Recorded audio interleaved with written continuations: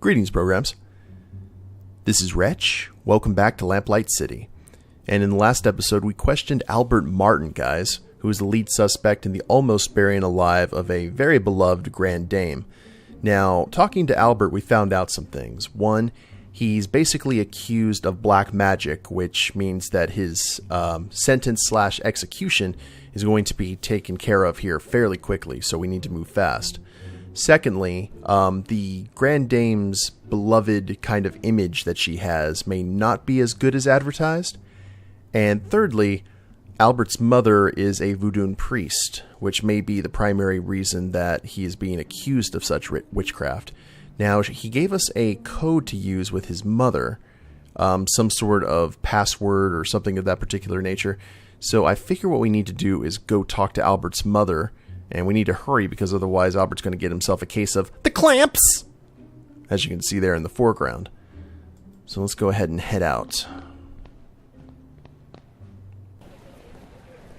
Now we have the University of New Britannia, Coffee House, Dupree Manor, 451 Compton Street. I believe this is the spot. Ah, Compton Street.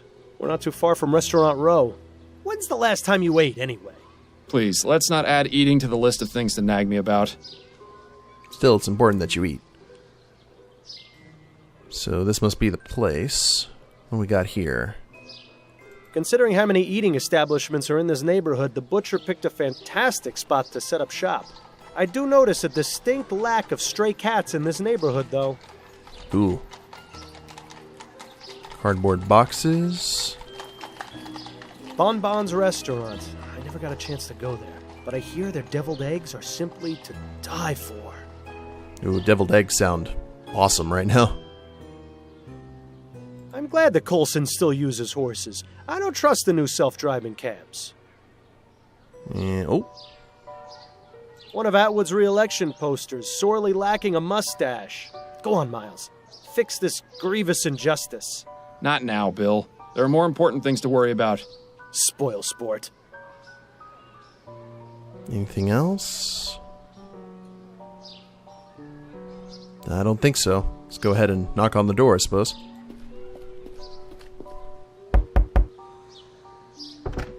I'm sorry, I have no time for visitors today. Albert Gate.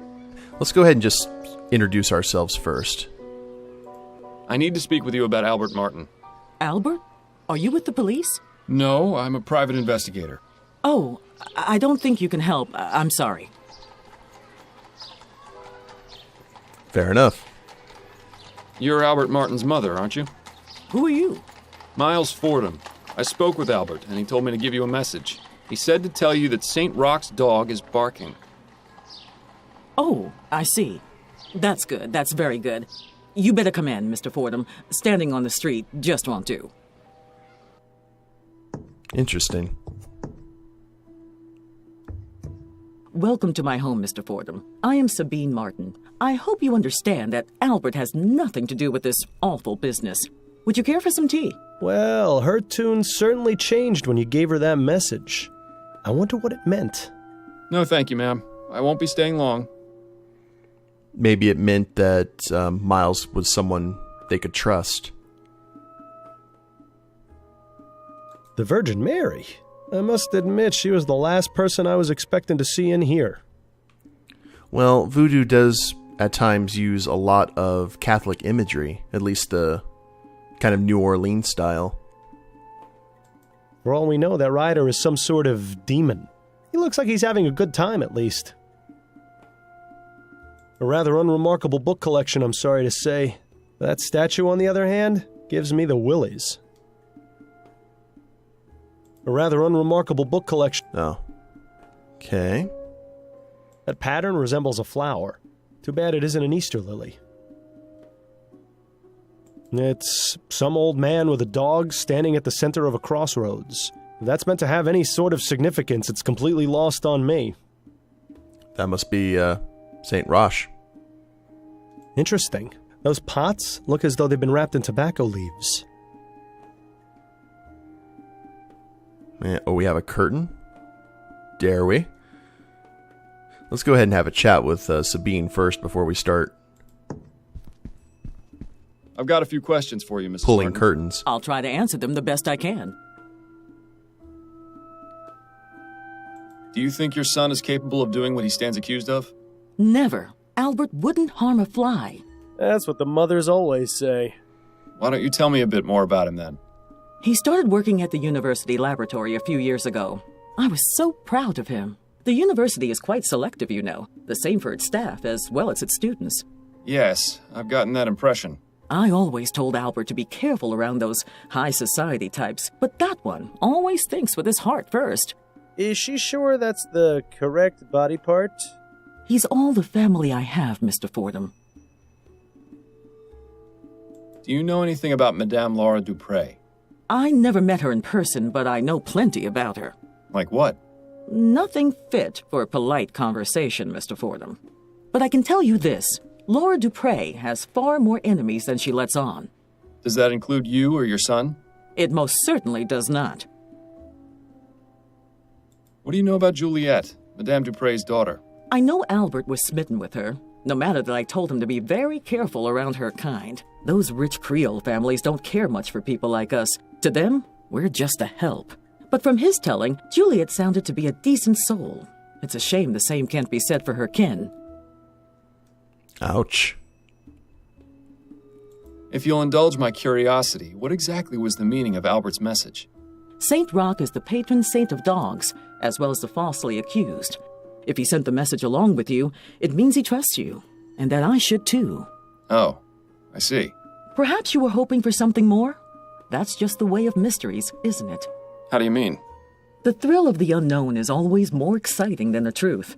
Mystery makes life a little more interesting. True, but if mysteries were really better unsolved, I wouldn't have a job. What exactly is it you do, Mrs. Martin? I provide services to the public. A delightfully vague answer if there ever was one. Give me something a bit more specific, please.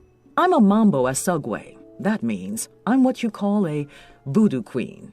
I'd give you a detailed explanation of the responsibilities and duties of the role, but your time would be better spent clearing my son's name. Can you tell me a bit more about your religious practices? What I can tell you is that the ignorant whites in this city are afraid of us for no reason. Voodoo is not about black magic or dark spells or turning people into the living dead. It's about healing and life. Naturally, there are misguided souls who may try to use it for ill purposes, but I am not one of those. Sounds like you hit a sore spot. Might be a good idea to stop pressing her on this angle. Yeah, let's have a little bit of tea. Dirty leaf water. I think I'll take you up on your offer for tea, after all. All right, Mr. Fordham. You'll have to give me a few minutes to heat up the kettle. I'll be back shortly.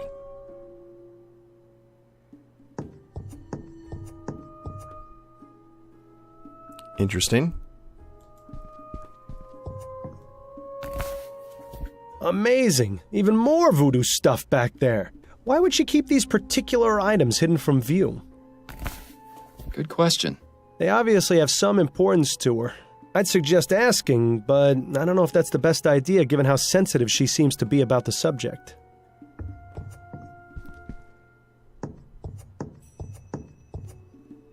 The tea should be ready in a few minutes, Mr. Fordham. You can help yourself once it's done. You're very kind, Mrs. Martin.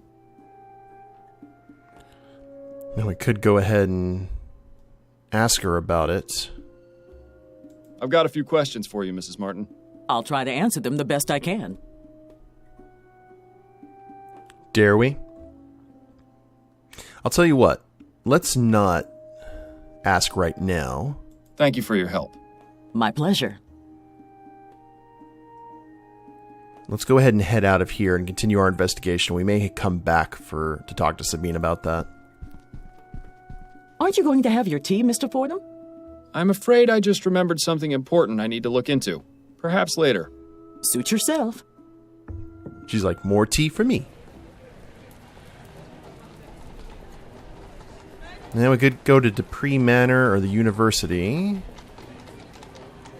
Let's go to Dupree Manor. You are aware this is private property, sir? No, punch. Yes, I'm Miles Fordham, private investigator. I'm looking into the incident involving Madame Duprée. I assume this is she? You assume correctly, Mr. Fordham. My apologies, but I thought the police had already made an arrest. That's right, but there's still some doubt as to the man's guilt. May I ask your name, sir? I am Dr. Fellows, Madame Duprée's private physician. I'm afraid she is in no state to be answering questions at present. Are any other members of the family home? Her son, Mr. Montgomery, is in the entrance hall. I had to give him a mild sedative to settle his nerves, but he should be all right to converse. Then if you don't mind, I'll have a look around. This fountain probably looked nicer when it was working, but right now it's just a breeding ground for mosquitoes. I wonder why the fountain isn't working. With her vast sums of wealth, Madame Duprée could probably feed a starving family for the next 30 years. Instead, she uses the money to keep her hedges trimmed.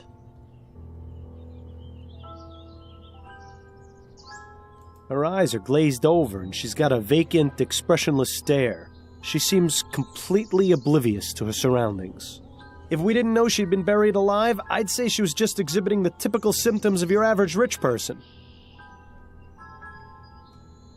Doctor, may I ask you a few questions? Please be my guest. Tell me about Madame Duprée. She is a great woman and a pillar of the community. I cannot imagine why something like this could happen to her, or how someone could be capable of such a barbaric feat. Though this ordeal has been terrible, I am confident she will overcome. The power of her physical constitution is surpassed only by her strength of character. You think he'd say the same things if he wasn't on her payroll? I highly doubt it. Yeah, I was about to say. What were the circumstances surrounding Madame Dupree's supposed death? Her son, Andrew, sent for me a few days ago after finding her unconscious and unresponsive. As I was unable to detect a pulse or breath, I had no other recourse but to declare her deceased. I judged that Madame Duprée had likely suffered a sudden cardiac arrest. It was most shocking to be proven wrong at a funeral. I can imagine. Where was the funeral held, by the way? St. Denis Cemetery. Madame Duprée wished to be interred in the tomb of her father's family, name of Chesterton. Perhaps I'll go have a look. Oh, a new place to check out. How long have you been Madame Dupree's private physician? 5 years, and I've been practicing medicine for the past 30. I still spend a couple of days a week treating patients at Riverview Asylum. Oh, good. Maybe if you're lucky, he could be your doctor someday.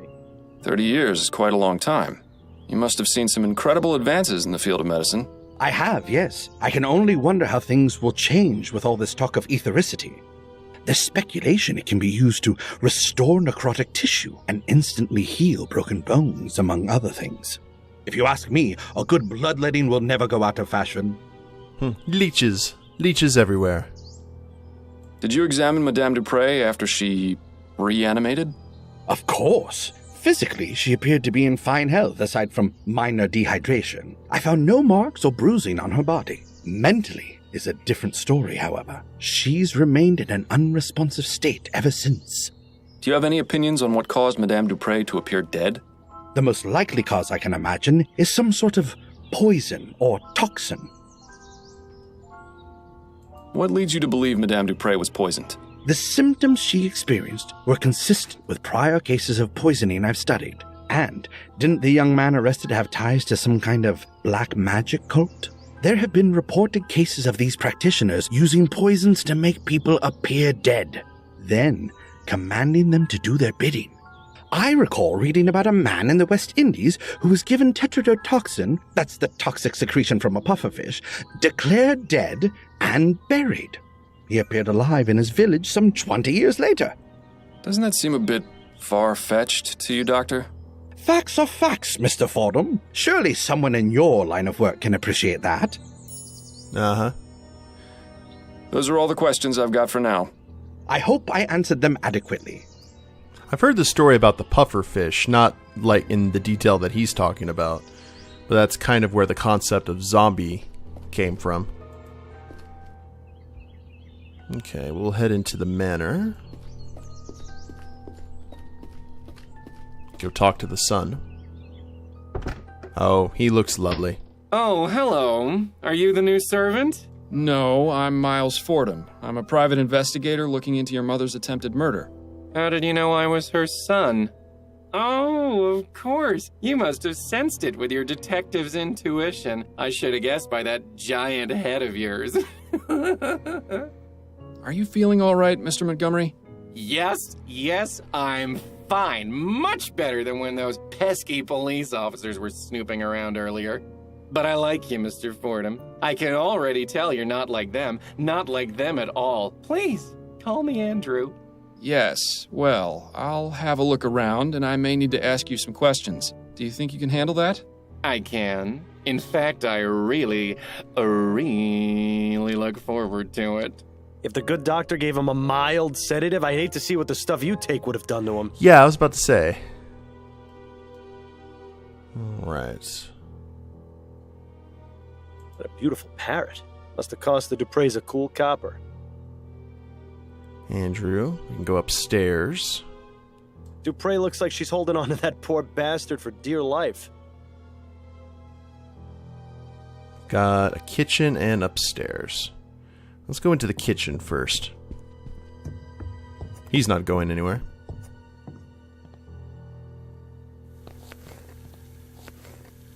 Hello. Certainly no shortage of bowls or food preparation items around here. Chili peppers. Reminds me of home. Some kind of water dispensing device, maybe? I was never very good at finding my way around the kitchen. Yeah, it looks like gumbo's on the menu tonight. I wonder how it compares with Upton's special recipe. It's times like these make me wish I could still eat. Now I'm curious how she's going to act when we ask her questions. Looks like the type of spices you'd use in a stew. Most likely paprika or turmeric. Nice variety of reds and oranges. Judging by the amount of food this family probably eats, washing the dishes must take forever.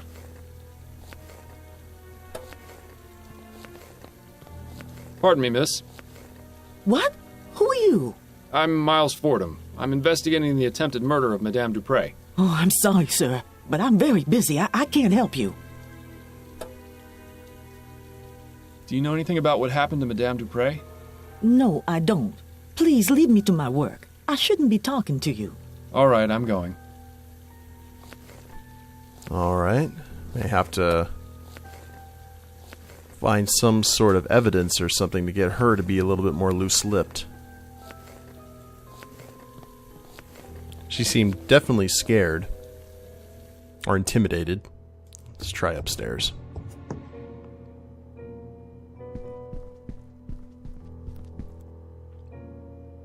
A horrible little porcelain figurine.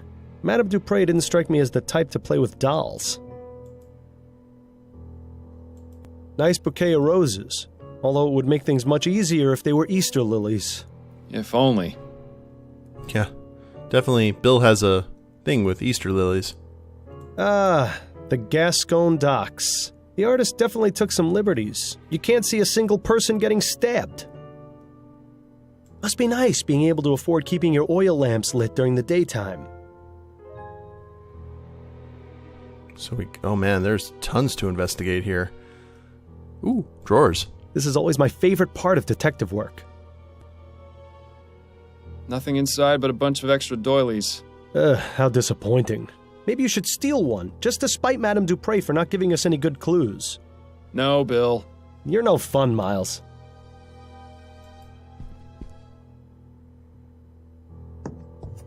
Goodness, someone went overboard with the flowers. This brings back some memories, doesn't it? Ones I'd rather forget. So we got a workstation. Oh, okay. This is where all the botany happens.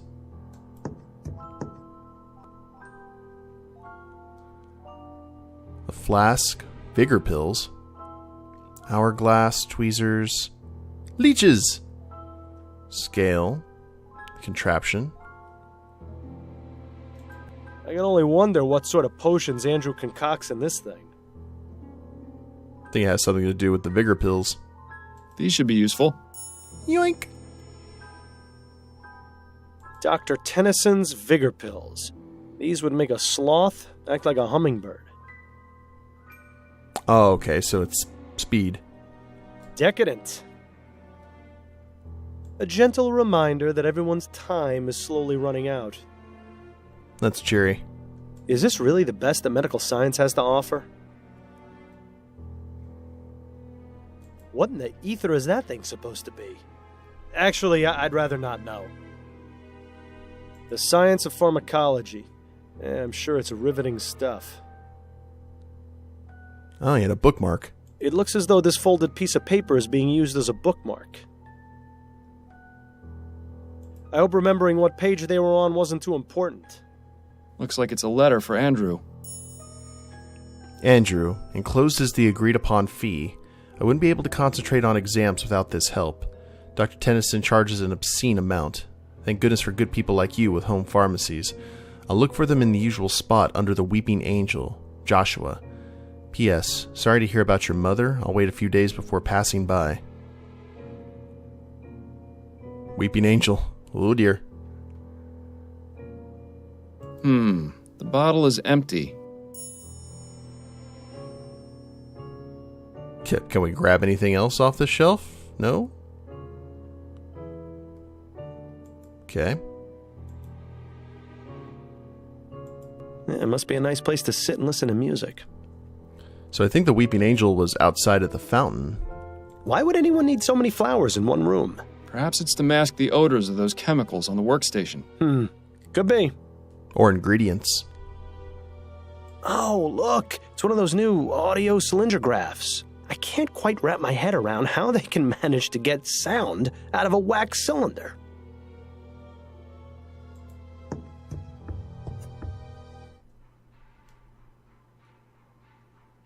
Ooh, pirate music.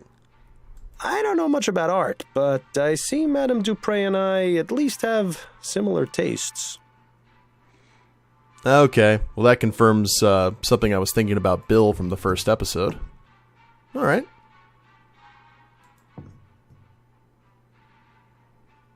Harpsichord. Oh dear.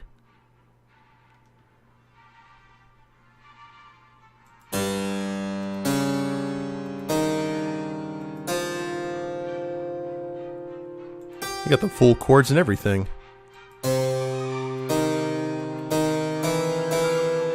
Actually used to... Hold on.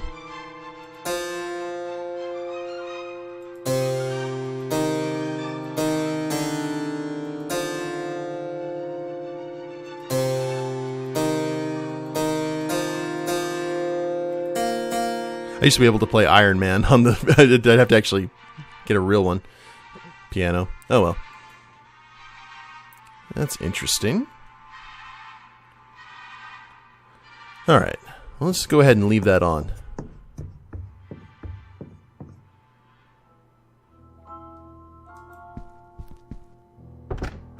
And check in here. Close the door behind us. Juliet really likes plants and flowers, doesn't she? Ooh, this is Juliet's room. We will figure... I've never seen so many beauty products together in one place. Doesn't look like they get used much, though. Yeah, but still. Locked. I suppose I shouldn't be surprised. Have to find some way in there. Nice little cottage. Looks like it would make a nice cozy spot to retire. If I hadn't already retired from life, that is.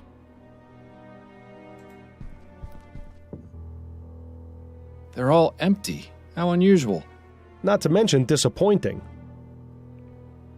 Well, someone's fancy.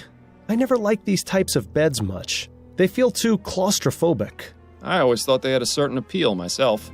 Yes, you would think that about a bed that lets you shut out the rest of the world. Oh, that sounds awesome. Let's have a look through these papers. Aha, what's this? September 8th, 1844. Dear Miss Montgomery, unfortunately I've been informed of a series of burglaries in the neighborhood near the room you're renting from me at 76 Forest Lane. As a precaution, I've gone ahead and changed the locks. Please find enclosed a copy of your new key. I hope this doesn't cause you too much of an inconvenience. Yours, Edwina Crestfell. So, Juliet is renting a room in the Chum. That's certainly interesting. I can't wait to see what sort of dirty secrets she's got hidden away in there. Man, this is going all kinds of different directions. Okay. And obviously, that key doesn't work, but wanted to check to make sure. Locked.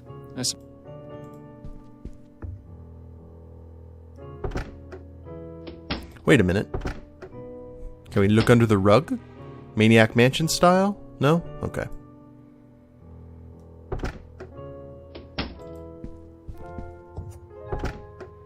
One more room. Ooh, a fainting couch. You know, I always wanted one of these, but I never fainted enough to justify buying one. A much younger Madam Duprée. I suppose that's a nice alternative to a mirror. That was harsh, Bill.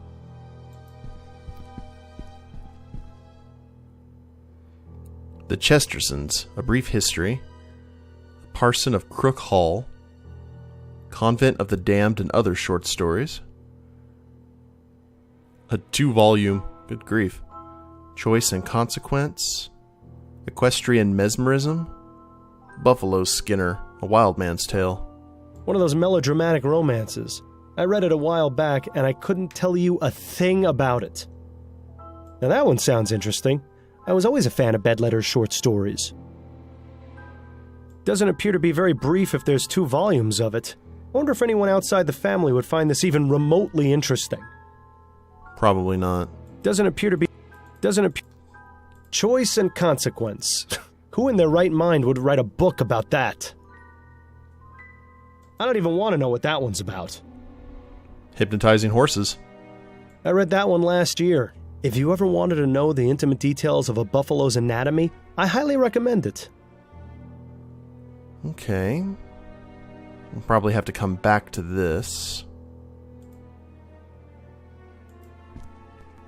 It would appear that Madame Duprée was taking music lessons. Her current predicament has probably put an end to that venture, though. Do, re, mi, fa, sol, la, ti, do. C, D, E, F, G, A, B, C. Is that the bass? Yeah. The scale. So, probably some sort of code or something via the piano. Let's see if there's anything in these drawers. Or harpsichord. Damn, nothing but personal effects and more stationery. Don't forget the first rule of detective work. If there's nothing useful inside, check underneath and between. Ah, yes, of course. Thanks for the reminder. Now this is intriguing. I'm not going to warn you again, you disgusting mulatto thug. Stay away from my daughter and my house, or I'll kill you. Myself.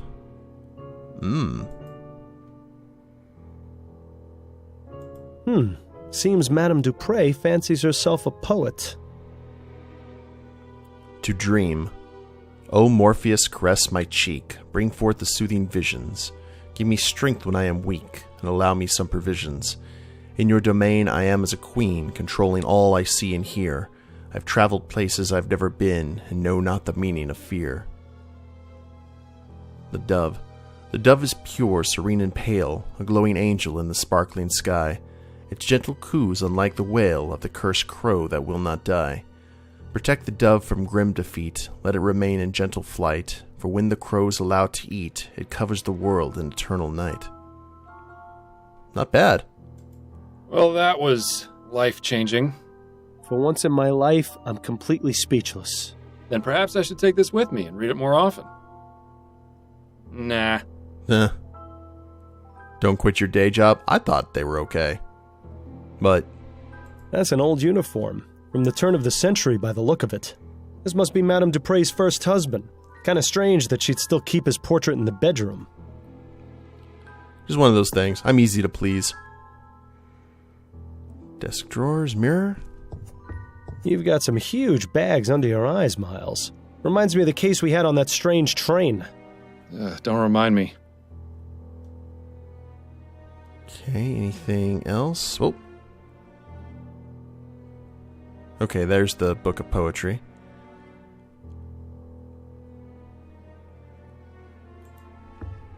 Well, you definitely have grabbed some documentation that could prove interesting. I do want to see about the Weeping Angel. Sounds kind of terrifying. Oh, wait a minute. We still need to have a chat with Andrew, don't we?